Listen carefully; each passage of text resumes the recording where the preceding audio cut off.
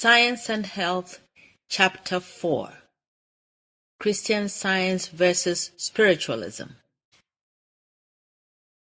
And when they shall say unto you, Seek unto them that have familiar spirits, and unto wizards that peep and that mutter, should not a people seek unto their God?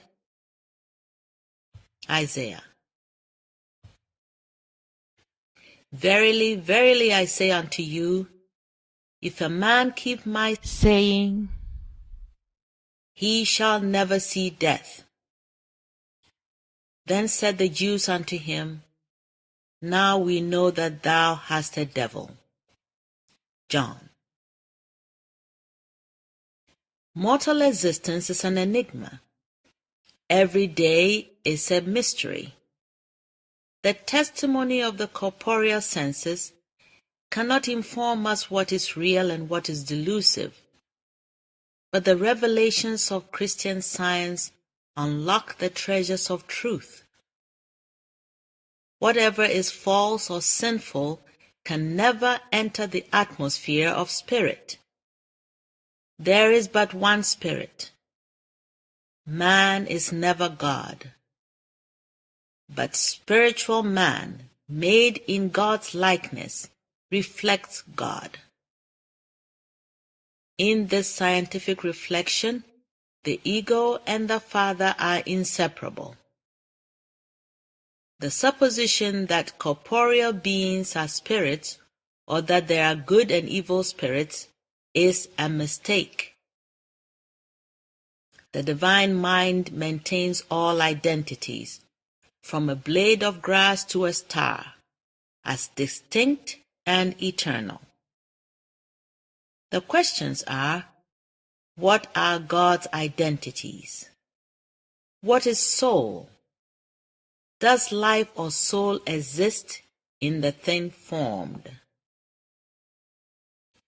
Nothing is real and eternal. Nothing is spirit but God and His idea. Evil has no reality. It is neither person, place, nor thing, but is simply a belief, an illusion of material sense. The identity or idea of all reality continues forever. But spirit, or the divine principle of all, is not in spirit's formations. Soul is synonymous with spirit, God, the creative, governing, infinite principle outside of finite form, which forms only reflect. Close your eyes, and you may dream that you see a flower, that you touch and smell it. Thus you learn that the flower is a product of the so-called mind, a formation of thought rather than of matter.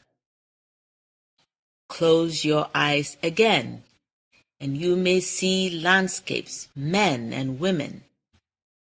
Thus you learn that these also are images, which mortal mind holds and evolves, and which simulate mind, life, and intelligence.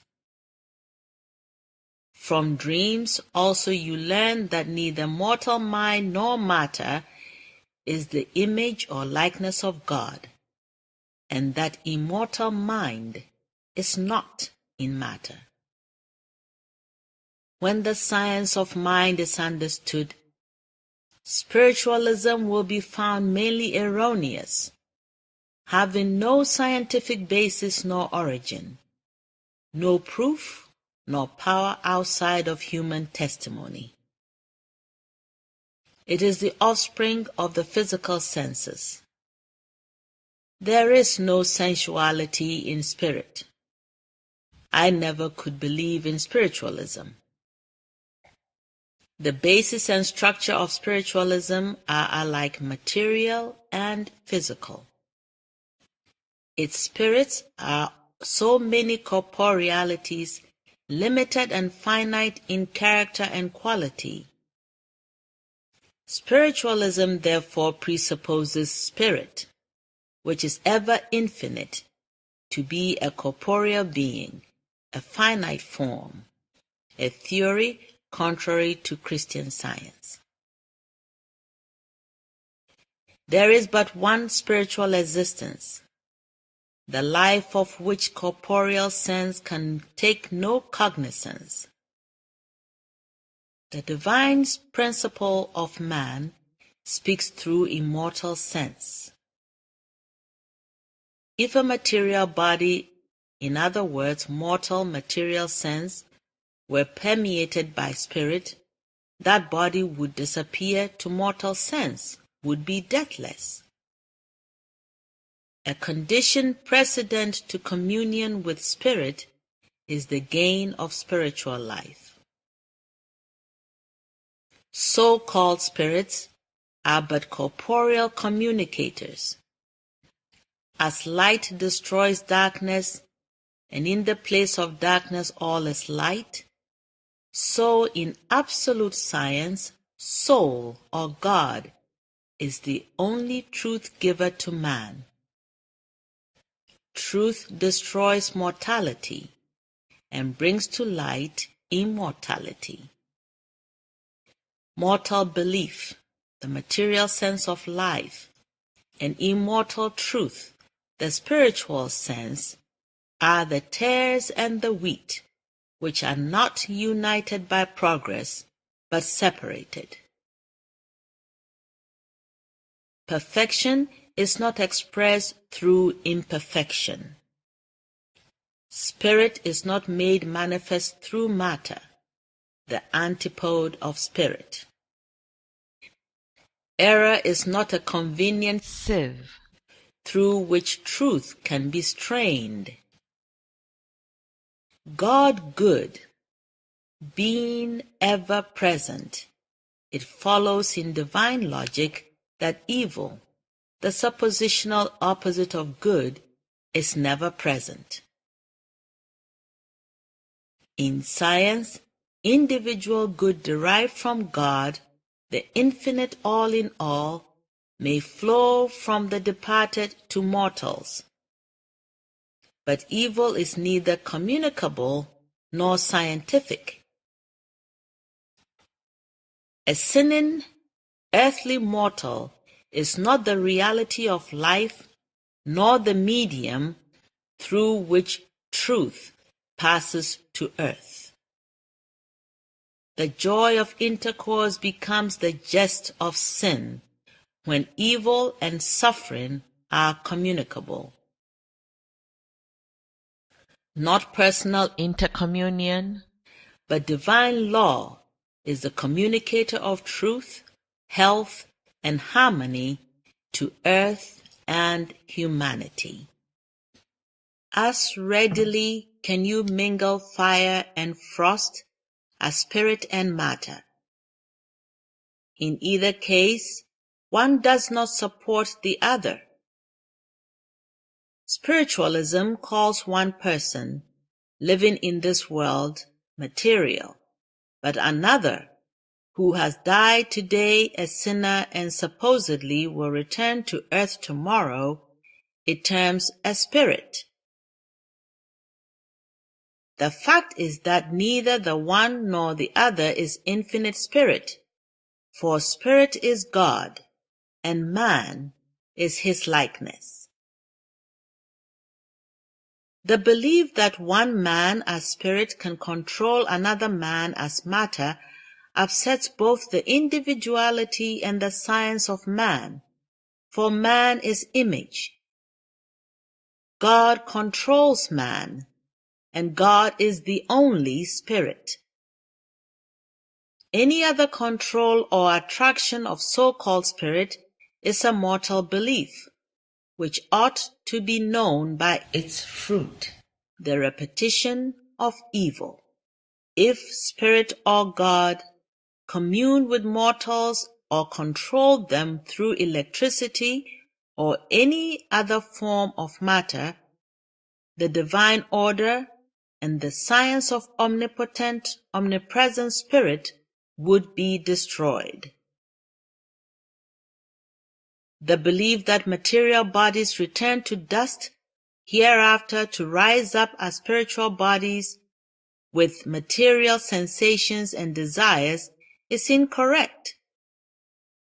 Equally incorrect is the belief that spirit is confined in a finite material body from which it is freed by death, and that when it is freed from the material body, spirit retains the sensations belonging to that body. It is a grave mistake to suppose that matter is any part of the reality of intelligent existence, or that spirit and matter, intelligence and non-intelligence, can commune together. This error science will destroy. The sensual cannot be made the mouthpiece of the spiritual, nor can the finite become the channel of the infinite. There is no communication between so-called material existence and spiritual life, which is not subject to death. To be on communicable terms with spirit, persons must be free from organic bodies, and their return to a material condition after having once left it would be as impossible as would be the restoration to its original condition of the acorn, already absorbed into a sprout which has risen above the soil. The seed which has germinated has a new form and state of existence. When here or hereafter the belief of life in matter is extinct, the error which has held the belief dissolves with the belief and never returns to the old condition. No correspondence nor communion can exist between persons in such opposite dreams as the belief of having died and left a material body and the belief of still living in an organic material body. The caterpillar, transformed into a beautiful insect, is no longer a worm, nor does the insect return to fraternize with or control the worm. Such a backward transformation is impossible in science. Darkness and light, infancy and manhood, sickness and health are opposites, different beliefs which never blend.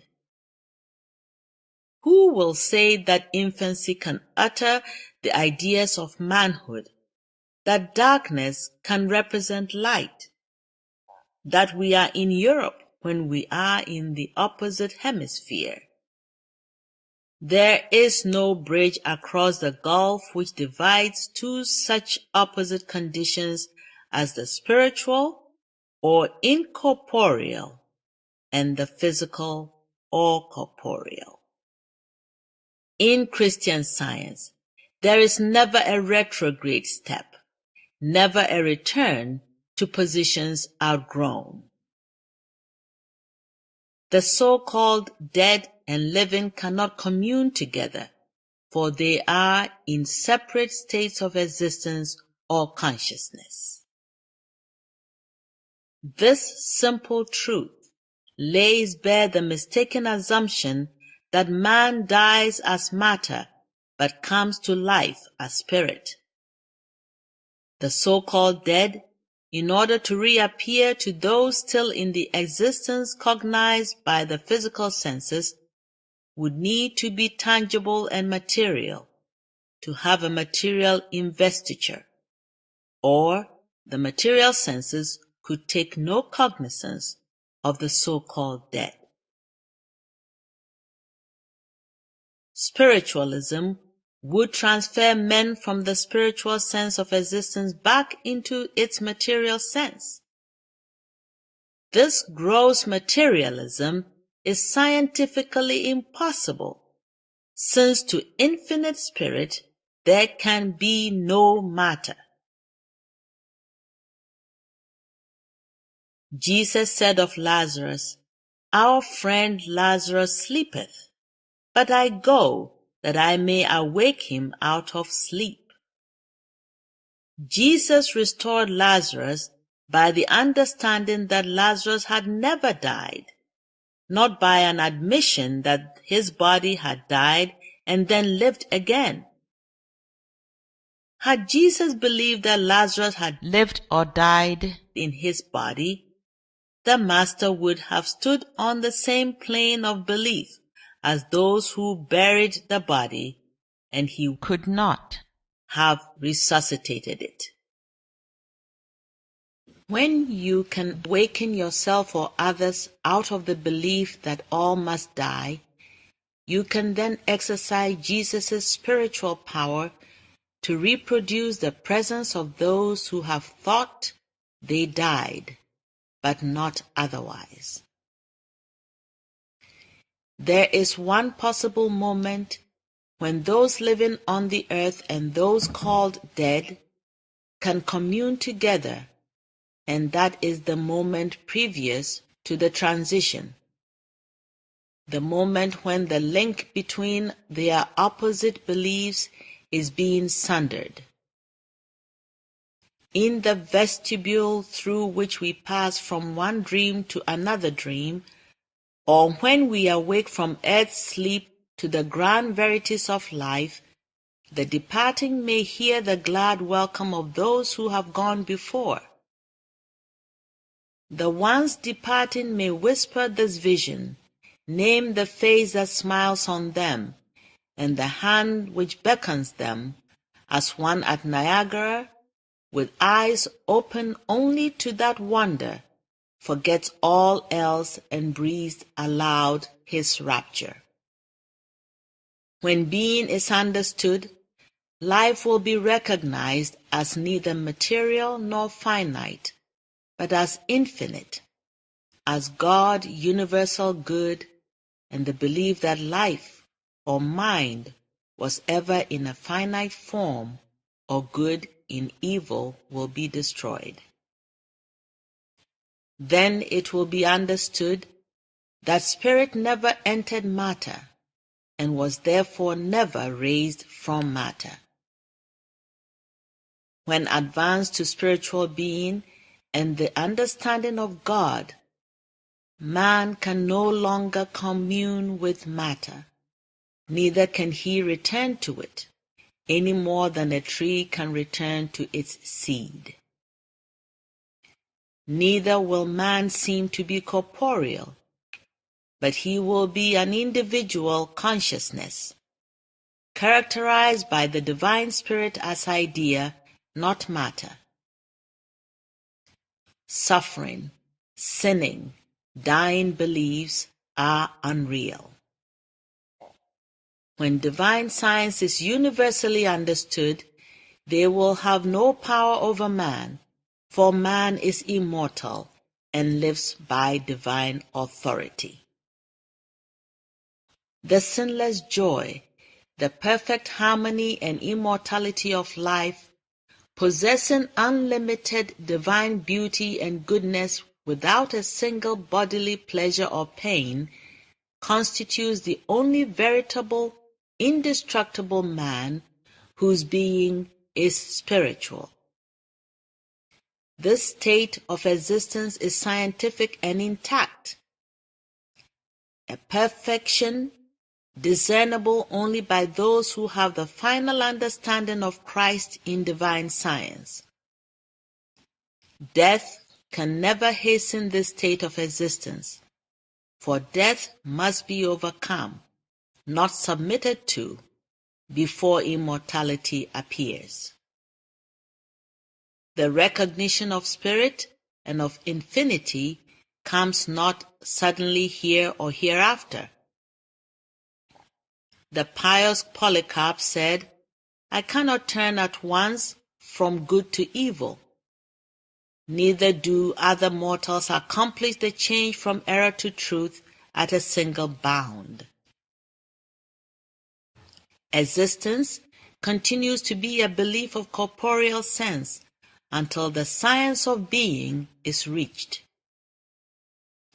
Error brings its own self-destruction both here and hereafter, for mortal mind creates its own physical conditions. Death will occur on the next plane of existence as on this, until the spiritual understanding of life is reached. Then and not until then will it be demonstrated that the second death hath no power. The period required for this dream of material life, embracing its so-called pleasures and pains, to vanish from consciousness, knoweth no man, neither the Son, but the Father. This period will be of longer or shorter duration according to the tenacity of error. Of what advantage, then, would it be to us or to the departed to prolong the material state and so prolong the illusion either of a soul inert or of a sinning, suffering sense, a so-called mind fettered to matter? Even if communications from spirits to mortal consciousness were possible, such communications would grow beautifully less with every advanced stage of existence. The departed would gradually rise above ignorance and materiality, and spiritualists would outgrow their beliefs in material spiritualism. Spiritism consigns the so-called dead to a state resembling that of blighted buds, to a wretched purgatory, where the chances of the departed for improvement narrow into nothing and they return to their old standpoints of matter. The decaying flower, the blighted bud, the gnarled oak, the ferocious beast, like the discords of disease, sin, and death, are unnatural. They are the falsities of sense, the changing deflections of mortal mind. They are not the eternal realities of mind. How unreasonable is the belief that we are wearing out life and hastening to death, and that at the same time we are communing with immortality. If the departed are in rapport with mortality or matter, they are not spiritual, but must still be mortal, sinning, suffering, and dying. Then why look to them, even were communication possible, for proofs of immortality, and accept them as oracles? Communications gathered from ignorance are pernicious in tendency. Spiritualism, with its material accompaniments, would destroy the supremacy of spirit. If spirit pervades all space, it needs no material method for the transmission of messages. Spirit needs no wires nor electricity in order to be omnipresent. Spirit is not materially tangible. How then can it communicate with man through electric material effects? How can the majesty and omnipotence of spirit be lost? God is not in the medley where matter cares for matter, where spiritism makes many gods, and hypnotism and electricity are claimed to be the agents of God's government. Spirit blesses man, but man cannot tell whence it cometh. By it the sick are healed, the sorrowing are comforted, and the sinning are reformed. These are the effects of one universal God, the invisible good dwelling in eternal science. The act of describing disease, its symptoms, locality, and fatality is not scientific. Warning people against death is an error that tends to frighten into death those who are ignorant of life as God. Thousands of instances could be cited of health restored by changing the patient's thoughts regarding death. A scientific mental method is more sanitary than the use of drugs, and such a mental method produces permanent health. Science must go over the whole ground and dig up every seed of error sowing. Spiritualism relies upon human beliefs and hypotheses. Christian Science removes these beliefs and hypotheses through the higher understanding of God. For Christian Science, resting on divine principle, not on material personalities, in its revelation of immortality, introduces the harmony of being. Jesus cast out evil spirits or false beliefs. The Apostle Paul bade men have the mind that was in the Christ. Jesus did his own work by the one Spirit. He said, "My Father worketh hitherto, and I work." He never described disease, so far as can be learned from the Gospels, but he healed disease. The unscientific practitioner says, "You are ill. Your brain is overtaxed, and you must rest. Your body is weak, and it must be strengthened. You have nervous prostration, and must be treated for it." Science objects to all this, contending for the rights of intelligence and asserting that mind controls body and brain. Mind science teaches that mortals need not be weary in well-doing. It dissipates fatigue in doing good. Giving does not impoverish us in the service of our Maker, neither does withholding enrich us. We have strength in proportion to our apprehension of the truth, and our strength is not lessened by giving utterance to truth. A cup of coffee or tea is not the equal of truth, whether for the inspiration of a sermon or for the support of bodily endurance.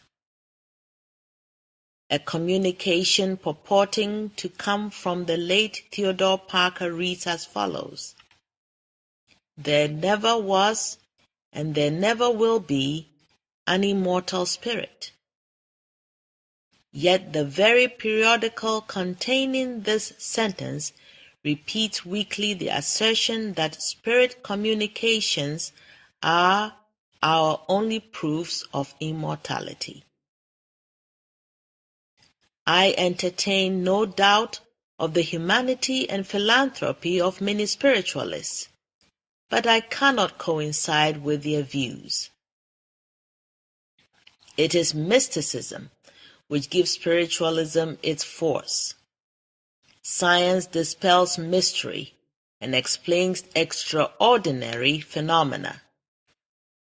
But science never removes phenomena from the domain of reason into the realm of mysticism. It should not seem mysterious that mind without the aid of hands can move a table, when we already know that it is mind power which moves both table and hand. Even planchette, the French toy, which years ago pleased so many people, attested the control of mortal mind over its substratum called matter. It is mortal mind which convulses its substratum matter. These movements arise from the volition of human belief, but they are neither scientific nor rational. Mortal mind produces table tipping as certainly as table setting, and believes that this wonder emanates from spirits and electricity. This belief rests on the common conviction that mind and matter cooperate both visibly and invisibly, hence that matter is intelligent.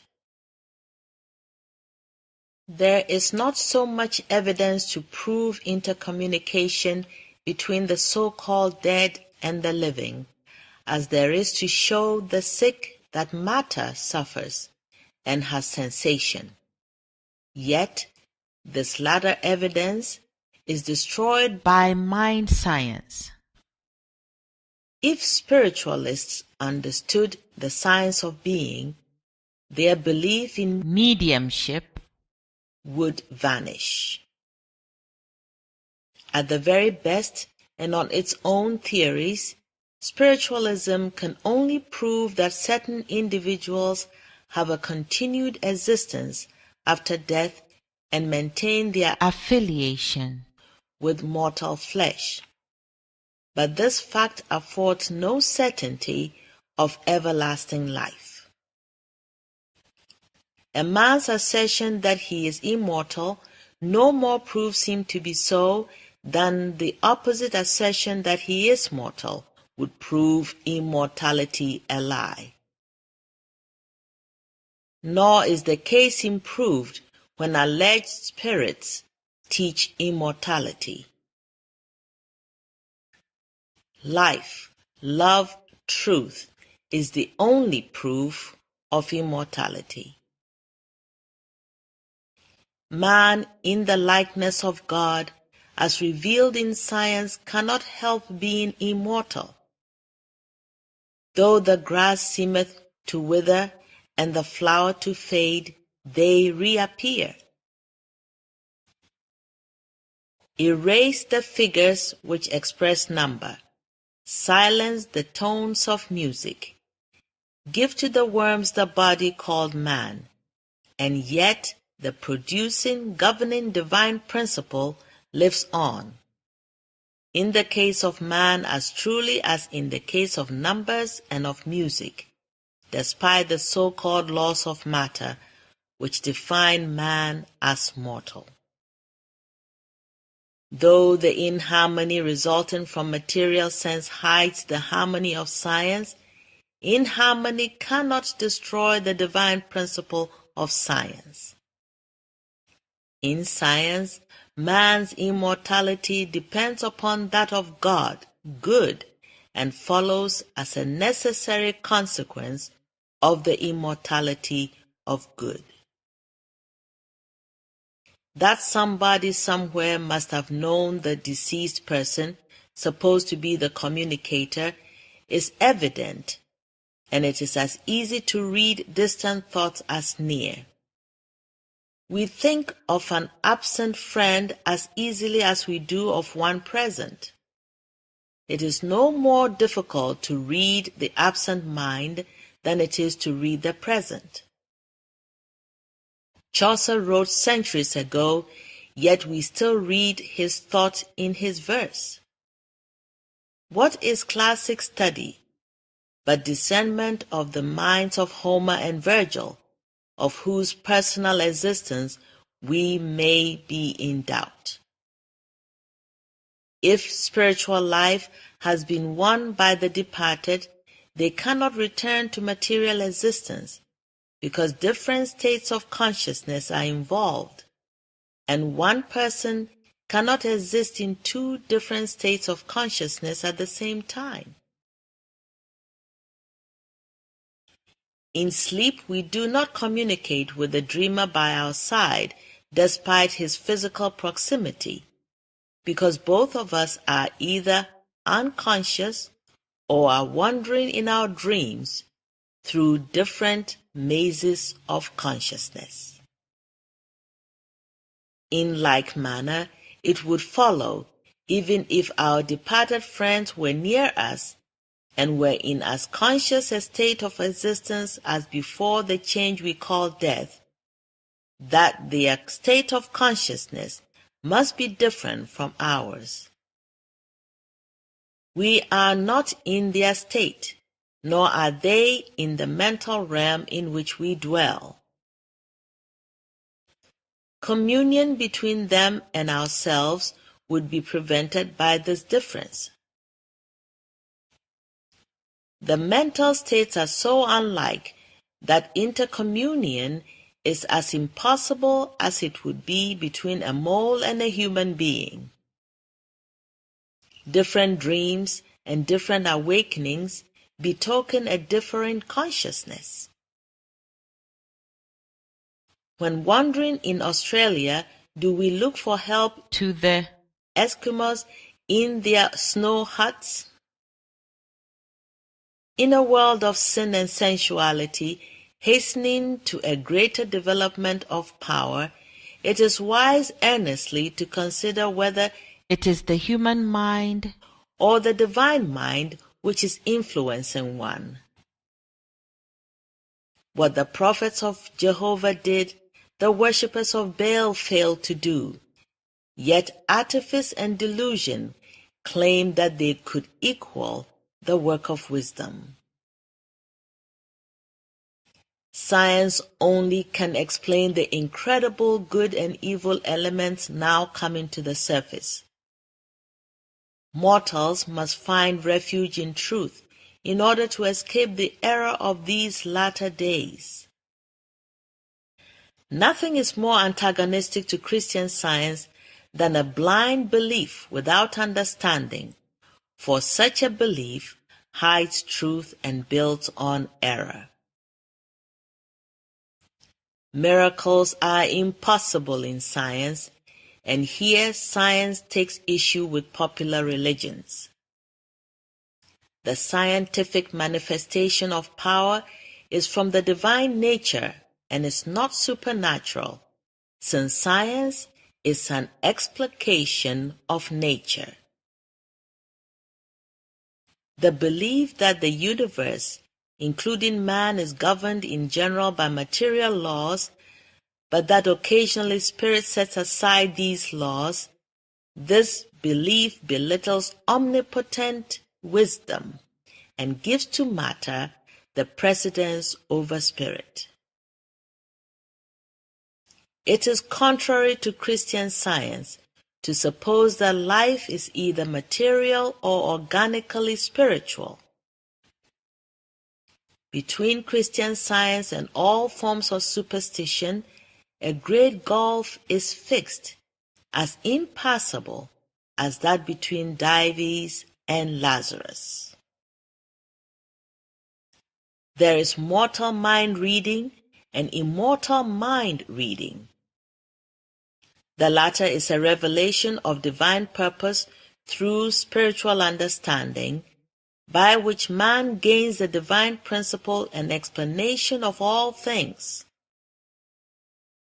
Mortal mind reading and immortal mind reading are distinctly opposite standpoints from which cause and effect are interpreted. The act of reading mortal mind investigates and touches only human beliefs. Science is immortal and coordinates neither with the premises nor with the conclusions of mortal beliefs. The ancient prophets gained their foresight from a spiritual, incorporeal standpoint, not by foreshadowing evil and mistaking fact for fiction, predicting the future from a groundwork of corporeality and human belief. When sufficiently advanced in science to be in harmony with the truth of being, men become seers and prophets involuntarily, controlled not by demons, spirits, or demigods, but by the one Spirit. It is the prerogative of the ever-present divine mind and of thought which is in rapport with this mind to know the past, the present, and the future. Acquaintance with the science of being enables us to commune more largely with the divine mind, to foresee and foretell events which concern the universal welfare to be divinely inspired, yea, to reach the range of fetterless mind. To understand that mind is infinite, not bounded by corporeality, not dependent upon the ear and eye for sound or sight, nor upon muscles and bones for locomotion, is a step towards the mind science by which we discern man's nature and existence. This true conception of being destroys the belief of spiritualism at its very inception, for without the concession of material personalities called spirits, spiritualism has no basis upon which to build. All we correctly know of spirit comes from God, divine principle, and is learned through Christ and Christian Science. If this science has been thoroughly learned and properly digested, we can know the truth more accurately than the astronomer can read the stars or calculate an eclipse. This mind-reading is the opposite of clairvoyance. It is the illumination of the spiritual understanding which demonstrates the capacity of soul, not of material sense. This soul sense comes to the human mind when the latter yields to the divine mind. Such intuitions reveal whatever constitutes and perpetuates harmony, enabling one to do good but not evil. You will reach the perfect science of healing when you are able to read the human mind after this manner and discern the error you would destroy. The Samaritan woman said, "Come, see a man which told me all things that ever I did. Is not this the Christ?" It is recorded that Jesus, as he once journeyed with his students, knew their thoughts, read them scientifically. In like manner, he discerned disease and healed the sick. After the same method, events of great moment were foretold by the Hebrew prophets. Our Master rebuked the lack of this power when he said, "O ye hypocrites, ye can discern the face of the sky, but can ye not discern the signs of the times?"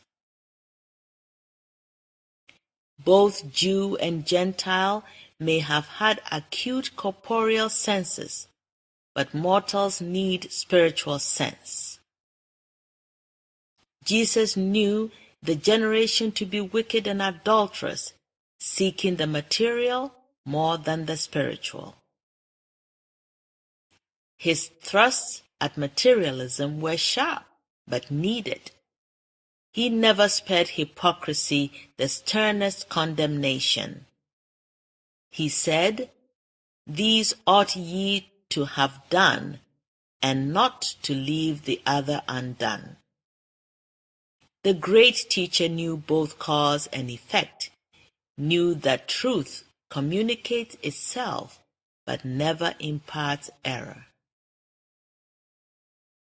Jesus once asked, "Who touched me?" Supposing this inquiry to be occasioned by physical contact alone, his disciples answered, "The multitude thronged thee." Jesus knew, as others did not, that it was not matter, but mortal mind, whose touch called for aid. Repeating his inquiry, he was answered by the faith of a sick woman. His quick apprehension of this mental call illustrated his spirituality. The disciples' misconception of it uncovered their materiality. Jesus possessed more spiritual susceptibility than the disciples. Opposites come from contrary directions and produce unlike results.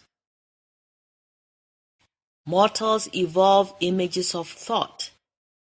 These may appear to the ignorant to be apparitions, but they are mysterious only because it is unusual to see thoughts, though we can always feel their influence. Haunted houses, ghostly voices, unusual noises, and apparitions brought out in dark seances either involve feats by tricksters or they are images and sounds evolved involuntarily by mortal mind. Seeing is no less a quality of physical sense than feeling. Then why is it more difficult to see a thought than to feel one? Education alone determines the difference. In reality, there is none.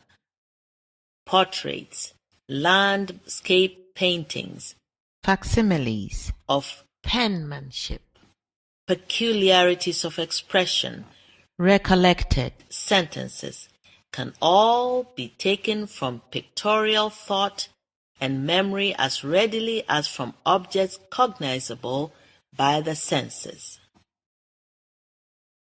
Mortal mind sees what it believes as certainly as it believes what it sees. It feels, hears, and sees its own thoughts. Pictures are mentally formed before the artist can convey them to canvas. So is it with all material conceptions. Mind readers perceive these pictures of thought. They copy or reproduce them, even when they are lost to the memory of the mind in which they are discoverable. It is needless for the thought or for the person holding the transferred picture to be individually and consciously present. Though individuals have passed away, their mental environment remains to be discerned, described, and transmitted. Though bodies are leagues apart and their associations forgotten, their associations float in the general atmosphere of human mind. The Scotch call such vision second sight, when really it is first sight instead of second, for it presents primal facts to mortal mind. Science enables one to read the human mind, but not as a clairvoyant. It enables one to heal through mind, but not as a mesmerist. The mind knows not of the emeralds within its rocks. The sea is ignorant of the gems within its caverns, of the corals, of its sharp reefs, of the tall ships that float on its bosom, or of the bodies which lie buried in its sands. Yet these are all there. Do not suppose that any mental concept is gone because you do not think of it. The true concept is never lost. The strong impressions produced on mortal mind by friendship or by any intense feeling are lasting, and mind readers can perceive and reproduce these impressions. Memory may reproduce voices long ago silent. We have but to close the eyes and forms rise before us, which are thousands of miles away, or altogether gone from physical sight and sense, and this not in dreamy sleep. In our daydreams, we can recall that for which the poet Tennyson expressed the heart's desire, the touch of a vanished hand and the sound of a voice that is still. The mind may even be cognizant of a present flavor and odor when no viand touches the palate and no scent salutes the nostrils. How are veritable ideas to be distinguished from illusions? By learning the origin of each. Ideas are emanations from the divine mind. Thoughts proceeding from the brain or from matter are offshoots of mortal mind. They are mortal material beliefs. Ideas are spiritual, harmonious, and eternal. Beliefs proceed from the so-called material senses, which at one time are supposed to be substance matter and at another are called spirits. To love one's neighbor as oneself is a divine idea. But this idea can never be seen, felt, nor understood through the physical senses. Excite the organ of veneration or religious faith, and the individual manifests profound adoration. Excite the opposite development, and he blasphemes. These effects, however, do not proceed from Christianity, nor are they spiritual phenomena, for both arise from mortal belief. Eloquence re-echoes the strains of truth and love. It is due to inspiration rather than to erudition. It shows the possibilities derived from divine mind, though it is said to be a gift whose endowment is obtained from books or received from the impulsion of departed spirits. When eloquence proceeds from the belief that a departed spirit is speaking, who can tell what the unaided medium is incapable of knowing or uttering? This phenomenon only shows that the beliefs of mortal mind are loosed. Forgetting her ignorance in the belief that another mind is speaking through her, the devotee may become unwontedly eloquent. Having more faith in others than in herself, and believing that somebody else possesses her tongue and mind, she talks freely. Destroy her belief in outside aid, and her eloquence disappears. The former limits of her belief return. She says, "I am incapable of words that glow, for I am uneducated." This familiar instance reaffirms the scriptural word concerning a man, "As he thinketh in his heart, so is he." If one believes that he cannot be an orator without study or a superinduced condition, the body responds to this belief, and the tongue grows mute, which before was eloquent. Mind is not necessarily dependent upon educational processes.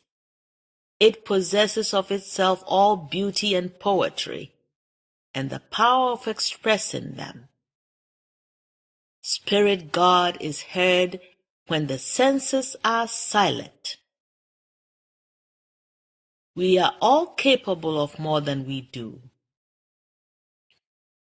The influence or action of soul confers a freedom which explains the phenomena of improvisation and the fervor of untutored lips. Matter is neither intelligent nor creative. The tree is not the author of itself. Sound is not the originator of music, and man is not the father of man. Cain very naturally concluded that if life was in the body and man gave it, man had the right to take it away. This incident shows that the belief of life in matter was a murderer from the beginning. If seed is necessary to produce wheat, and wheat to produce flour, or if one animal can originate another, how then can we account for their primal origin? How were the loaves and fishes multiplied on the shores of Galilee, and that too without meal or monad, from which loaf or fish could come? The Earth's orbit and the imaginary line called the equator are not substance. The Earth's motion and position are sustained by mind alone. Divest yourself of the thought that there can be substance in matter, and the movements and transitions now possible for mortal mind will be found to be equally possible for the body. Then being will be recognized as spiritual, and death will be obsolete, though now some insist that death is the necessary prelude to immortality. In dreams we fly to Europe and meet a far-off friend. The looker-on sees the body in bed, but the supposed inhabitant of that body carries it through the air and over the ocean. This shows the possibilities of thought. Opium and hashish eaters mentally travel far and work wonders, yet their bodies stay in one place. This shows what mortal mentality and knowledge are.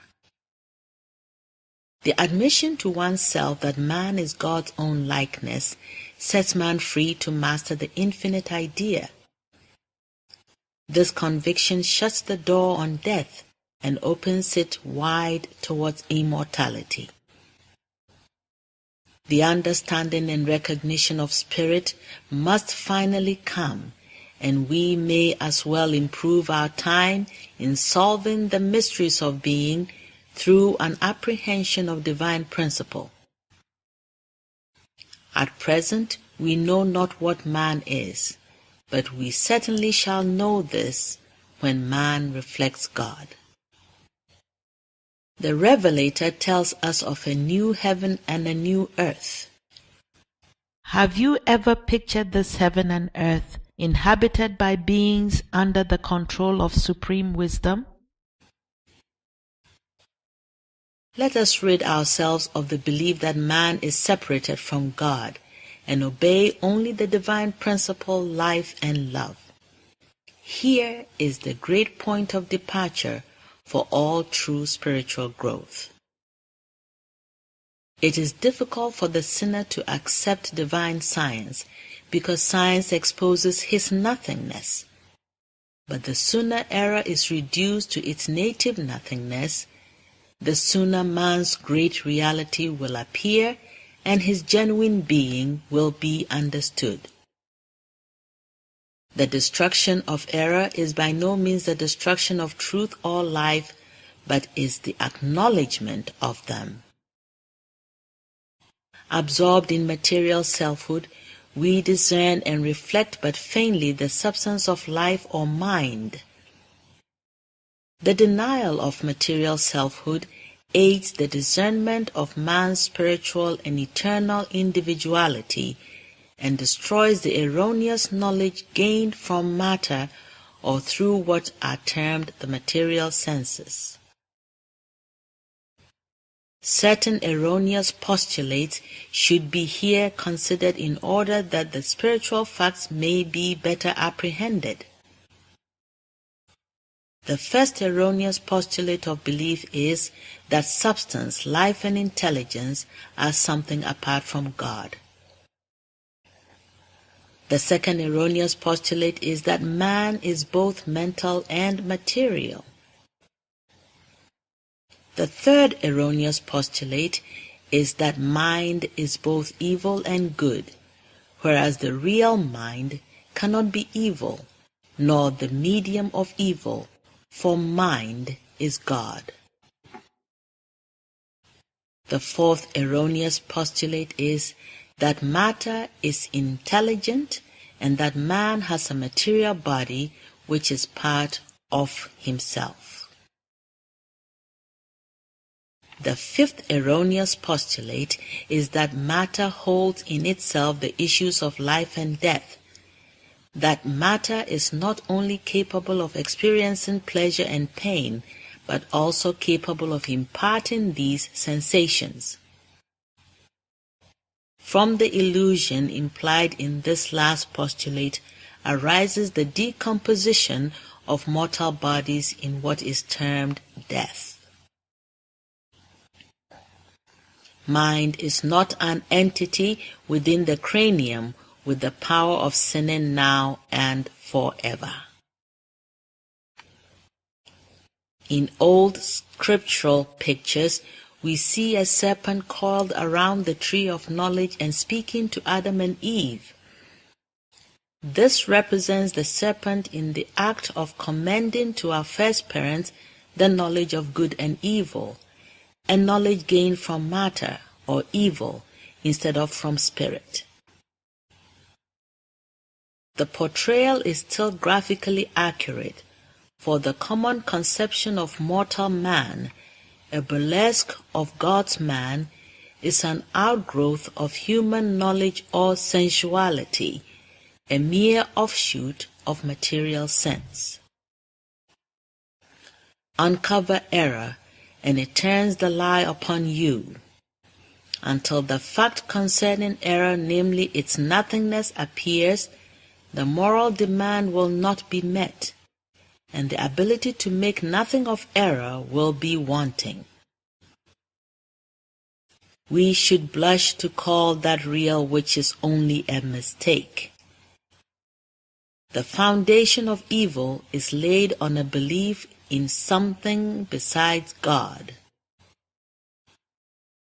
This belief tends to support two opposite powers instead of urging the claims of truth alone. The mistake of thinking that error can be real when it is merely the absence of truth leads to belief in the superiority of error. Do you say the time has not yet come in which to recognize soul as substantial and able to control the body?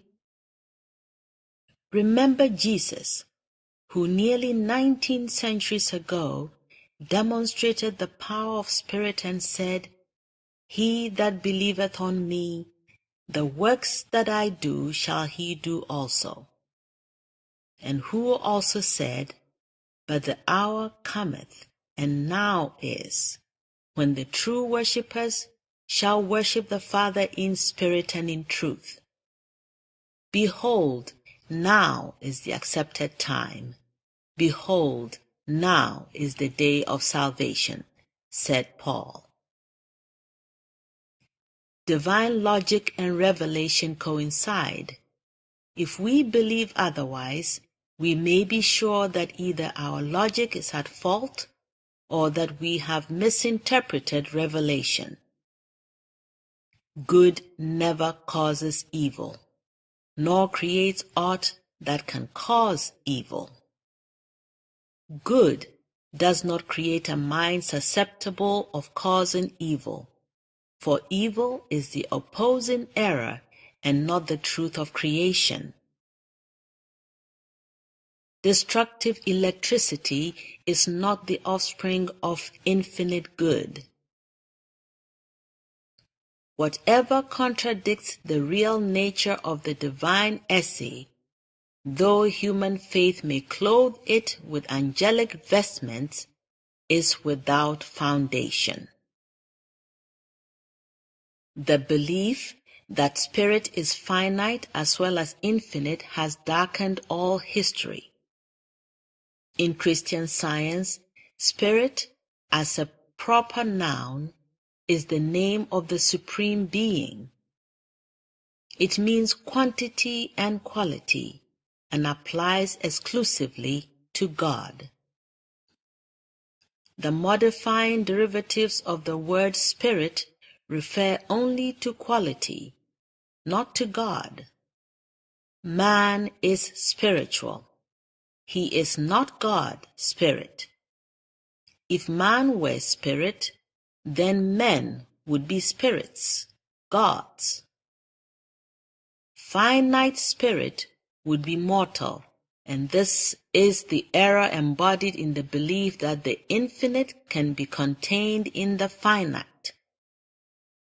This belief tends to becloud our apprehension of the kingdom of heaven and of the reign of harmony in the science of being. Jesus taught but one God, one Spirit, who makes man in the image and likeness of himself, of spirit, not of matter. Man reflects infinite truth, life, and love. The nature of man, thus understood, includes all that is implied by the terms image and likeness as used in Scripture. The truly Christian and scientific statement of personality and of the relation of man to God, with the demonstration which accompanied it, incensed the rabbis, and they said, "Crucify him, crucify him. By our law he ought to die, because he made himself the Son of God."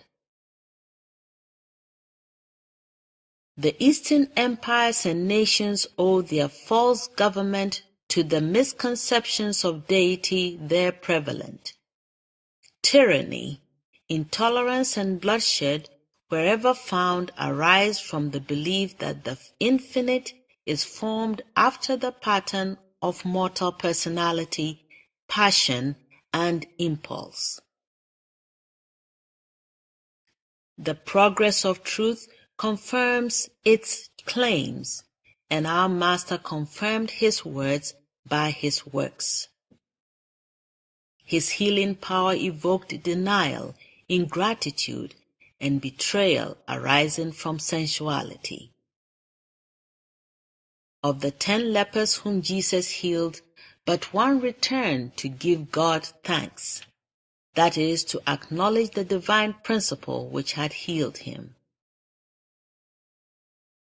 Our Master easily read the thoughts of mankind, and this insight better enabled him to direct those thoughts aright. But what would be said at this period of an infidel blasphemer who should hint that Jesus used his incisive power injuriously? Our Master read mortal mind on a scientific basis, that of the omnipresence of mind. An approximation of this discernment indicates spiritual growth and union with the infinite capacities of the one mind. Jesus could injure no one by his mind reading. The effect of his mind was always to heal and to save, and this is the only genuine science of reading mortal mind. His holy motives and aims were traduced by the sinners of that period, as they would be today if Jesus were personally present. Paul said, "To be spiritually minded is life." We approach God or life in proportion to our spirituality, our fidelity to truth and love, and in that ratio we know all human need and are able to discern the thought of the sick and the sinning for the purpose of healing them. Error of any kind cannot hide from the law of God. Whoever reaches this point of moral culture and goodness cannot injure others and must do them good. The greater or lesser ability of a Christian Scientist to discern thought scientifically depends upon his genuine spirituality. This kind of mind reading is not clairvoyance, but it is important to success in healing and is one of the special characteristics thereof. We welcome the increase of knowledge and the end of error because even human invention must have its day, and we want that day to be succeeded by Christian Science, by divine reality. Midnight foretells the dawn. Led by a solitary star amid the darkness, the Magi of old foretold the Messiahship of truth. Is the wise man of today believed when he beholds the light which heralds Christ's eternal dawn and describes its effulgence? Lulled by stupefying illusions, the world is asleep in the cradle of infancy, dreaming away the hours. Material sense does not unfold the facts of existence, but spiritual sense lifts human consciousness into eternal truth. Humanity advances slowly out of sinning sense into spiritual understanding. Unwillingness to learn all things rightly binds Christendom with chains. Love will finally mark the hour of harmony, and spiritualization will follow, for love is spirit. Before error is wholly destroyed, there will be interruptions of the general material routine. Earth will become dreary and desolate, but summer and winter, seed time and harvest, though in changed forms, will continue unto the end, until the final spiritualization of all things. The darkest hour precedes the dawn. This material world is even now becoming the arena for conflicting forces. On one side, there will be discord and dismay. On the other side, there will be science and peace. The breaking up of material beliefs may seem to be famine and pestilence, want and woe, sin, sickness, and death, which assume new phases until their nothingness appears. These disturbances will continue until the end of era, when all discord will be swallowed up in spiritual truth. Mortal error will vanish in a moral chemicalization. This mental fermentation has begun and will continue until all errors of belief yield to understanding. Belief is changeable, but spiritual understanding is changeless. As this consummation draws nearer, he who has shaped his course in accordance with divine science will endure to the end. As material knowledge diminishes and spiritual understanding increases, real objects will be apprehended mentally instead of materially. During this final conflict, wicked minds will endeavor to find means by which to accomplish more evil. But those who discern Christian Science will hold crime in check. They will aid in the ejection of error. They will maintain law and order, and cheerfully await the certainty of ultimate perfection. In reality, the more closely error simulates truth and so-called matter resembles its essence, mortal mind, the more impotent error becomes as a belief. According to human belief, the lightning is fierce and the electric current swift, yet in Christian Science, the flight of one and the blow of the other will become harmless. The more destructive matter becomes, the more its nothingness will appear, until matter reaches its mortal zenith in illusion and forever disappears.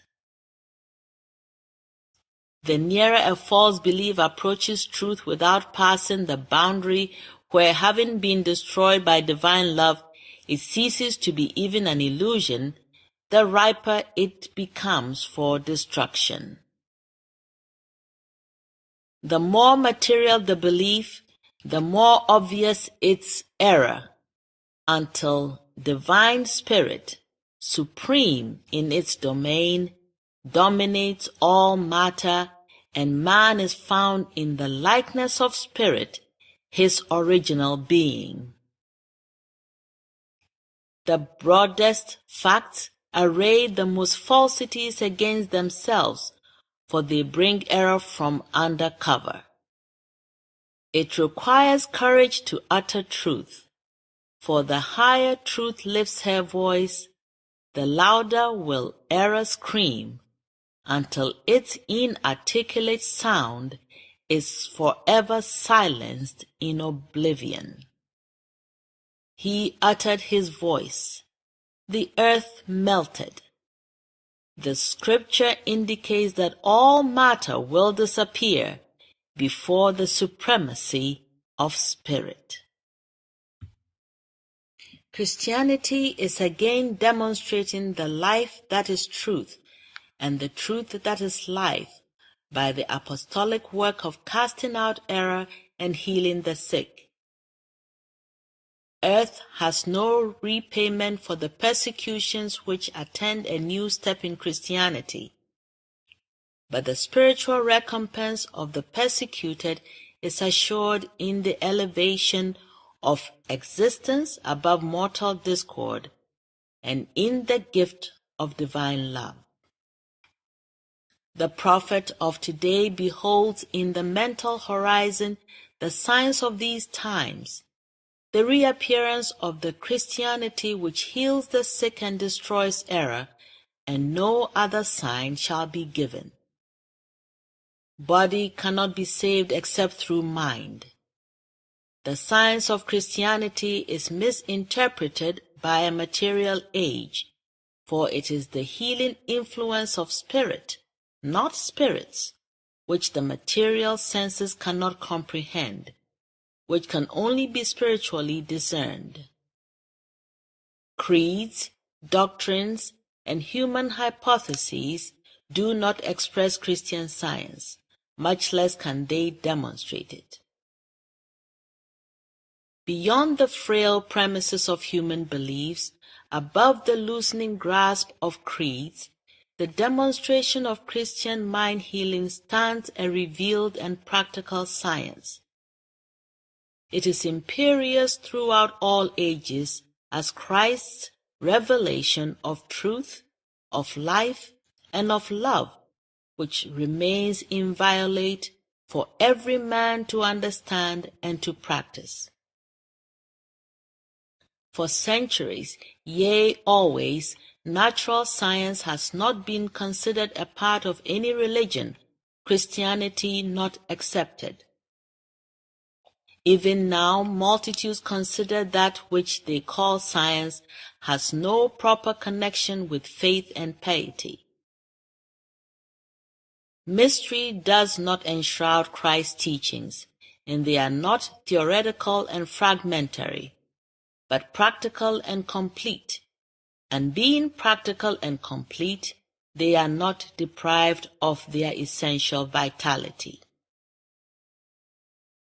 The way through which immortality and life are learned is not ecclesiastical but Christian, not human but divine, not physical but metaphysical, not material but scientifically spiritual. Human philosophy, ethics, and superstition afford no demonstrable divine principle by which mortals can escape from sin. Yet, to escape from sin is what the Bible demands.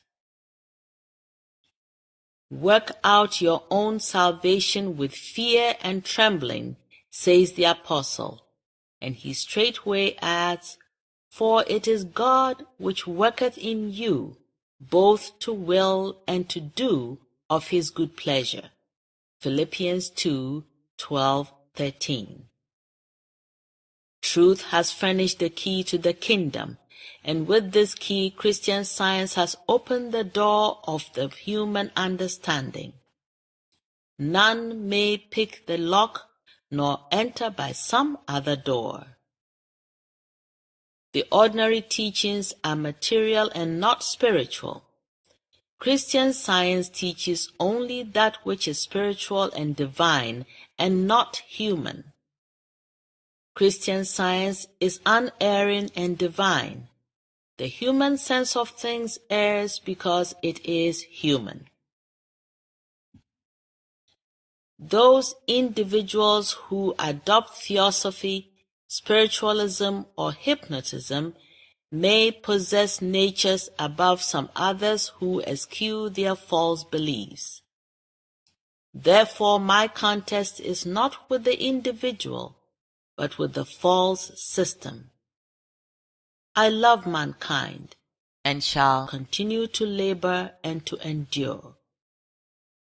The calm, strong currents of true spirituality, the manifestations of which are health, purity, and self-immolation, must deepen human experience until the beliefs of material existence are seen to be a bald imposition, and sin, disease, and death give everlasting place to the scientific demonstration of divine spirit and to God's spiritual perfect man.